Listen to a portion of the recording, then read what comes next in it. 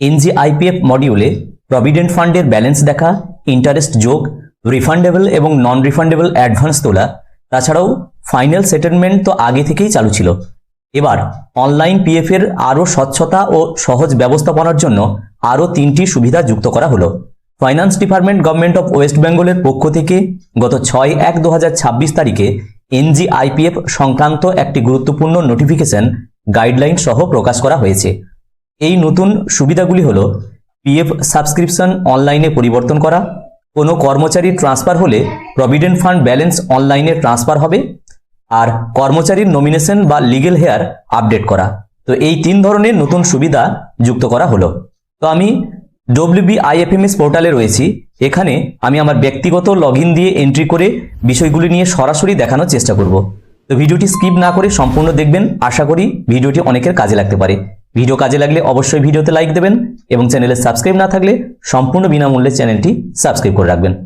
তো এই বিজ্ঞপ্তি অনুসারে বলা হচ্ছে, কর্মচারী নিজে ই সার্ভিস ফর এমপ্লয়িজ অপশনে লগইন করে চেঞ্জ পিএফ সাবস্ক্রিপশন অপশনের মাধ্যমে পিএফ টাকা বাড়ানো বা কমানো আবেদন করতে পারবেন। যদি কর্মচারী নিজে অনলাইনে করতে না পারেন, তাহলে স্যাংশন অ্যাডমিন অথরিটি থেকে একটি ম্যানুয়াল আবেদনপত্র নিয়ে অনলাইনে এন্ট্রি করা যাবে। নতুন এই পদ্ধতি কার্যকর কবে থেকে হবে? যে মাসে আবেদন অনুমোদন হবে তার পরের মাসের বেতন থেকে নতুন হারে প্রভিডেন্ট ফান্ড কাটা শুরু হবে। তো চলুন সরাসরি এবার এনজিআইপিএফ পোর্টালে আমি আমার ব্যক্তিগত লগইন দিয়ে এন্ট্রি করছি। E services for employees sign in. এখানে ব্যক্তিগত ইউজার আইডি এবং পাসওয়ার্ড দিয়ে লগইন করতে হবে। তো এখানে লগইন হয়েছে। বাঁদিকে এখানে এনজিআইপিএফ, এখানে আমরা দেখছি সাবস্ক্রিপশন চেঞ্জ, নমিনি চেঞ্জের যে ব্যাপারগুলো এখানে রয়েছে। এবার সাবস্ক্রিপশন চেঞ্জ, এখানে একটা এরর দিচ্ছে, subscription master has not been field for the operator or scheme ID. অর্থাৎ এক্ষেত্রে হতে পারে স্যাংশন অ্যাডমিনের পক্ষ থেকে, অর্থাৎ হেড অফ দ্য ইনস্টিটিউটের পক্ষ থেকে নিজস্ব লগইনে অর্থাৎ বিদ্যালয়ের লগইনে ঢুকে এই যে সাবস্ক্রিপশন চেঞ্জের যে অপশন, সেই অপশনটিকে সেটিং আকারে আগে টিক মেরে আসতে হবে। নমিনি ব্যাপারটাও টিক মেরে আসতে হবে, তখন ইন্ডিভিজুয়াল লগইন থেকে হয়তো এটা হতে পারে। তো চলুন সরাসরি আমরা head of the institute login থেকে স্যাংশন অ্যাডমিনের পক্ষ থেকে আমরা এন্ট্রি করছি। নিচে এখানে এনজিআইপিএফ। এবার এটা বিদ্যালয়ের এন্ড থেকে এখানে লগইন করতে হবে।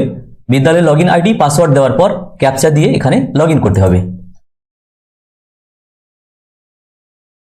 তো বিদ্যালয়ের পক্ষ থেকে এখানে স্যাংশন অ্যাডমিন হিসাবে লগইন করা হয়েছে।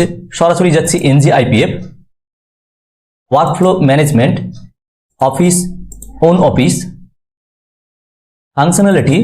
এখানে যে অপশনগুলো রয়েছে এগুলোকে সম্পূর্ণরূপে টিক মেরে দিতে হবে, অর্থাৎ যে যে কাজগুলো ইন্ডিভিজুয়াল লগইন থেকে করতে হবে সেইগুলো এখান থেকে টিক দিয়ে স্যাংশন অ্যাডমিন হিসাবে এটাকে অ্যাপ্রুভ করতে হবে। তো এই দেখুন, চেঞ্জ সাবস্ক্রিপশন, অ্যাড নিউ।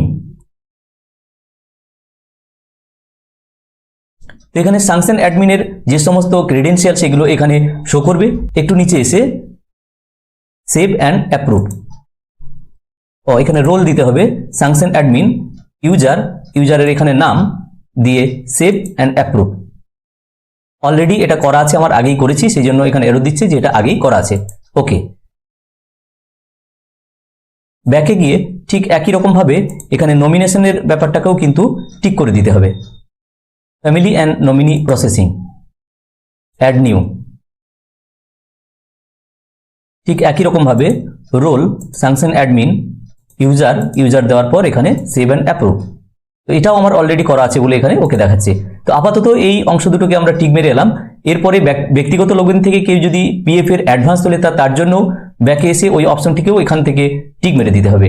এই যে অ্যাডভান্স প্রসেসিং, এখানে অ্যাড নিউ, একই রকম ভাবে এটাকেও রোল স্যাংশন অ্যাডমিন, ইউজার দেওয়ার পর সেভ অ্যান্ড অ্যাপ্রুভ। এটাও আমার আগে থেকে করা আছে, এই জন্য এটা দেখাচ্ছে। এরপরে আমরা হেড অফ দ্য ইনস্টিটিউটের এটাকে লগ আউট করে আমরা চলে আসছি ব্যক্তিগত যে লগইন, সেই লগইনে আমরা এবার চলে আসছি। ব্যক্তিগত এখানে সাবস্ক্রিপশন চেঞ্জ, আবার আমি নতুন করে যদি যাই তাহলেও কিন্তু ওই একই রকম মেসেজ দেখাচ্ছে, subscription master has not been field for the operator or scheme ID. অর্থাৎ এটা হয়তো ডিডিও এন্ড থেকে এখনো পর্যন্ত এই যে অপশন সাবস্ক্রিপশন চেঞ্জ বা নমিনি, এই অপশনগুলো এখনো পর্যন্ত ডিডিও এন্ড থেকে হয়তো অ্যাপ্রুভ করা হয়নি, সেই জন্য ব্যক্তিগত লগইনে এখনো পর্যন্ত এই এরর দেখাচ্ছে।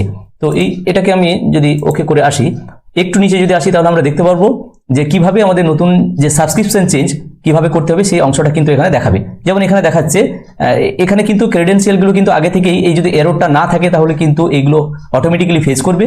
নতুন কারেন্ট সাবস্ক্রিপশন কত চলছে সেটা দেখাবে, নিউ সাবস্ক্রিপশন অ্যামাউন্ট কত চাইছি, হয়তো আমার 15,000 আছে, আমি 20,000 চাইছি, 20,000।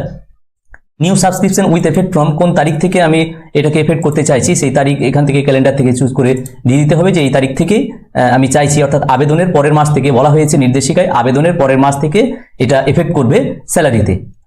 এবার কোন তারিখ পর্যন্ত চাইছি সেটাও এখানে দেওয়া যাবে।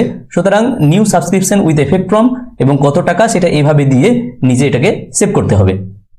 তো DDON থেকে এই বিষয়গুলি, এই যে অপশন, এগুলোকে যখন অ্যাপ্রুভ করবে তখন হয়তো এটা পুরোপুরি কাজ চলবে। তো আপাতত আমি এই ভিডিওর মাধ্যমে বিষয়টি শেয়ার করার চেষ্টা করলাম। ভিডিওটি প্রত্যেককে দেখার জন্য ধন্যবাদ। প্রত্যেকে ভালো থাকুন, সুস্থ থাকুন।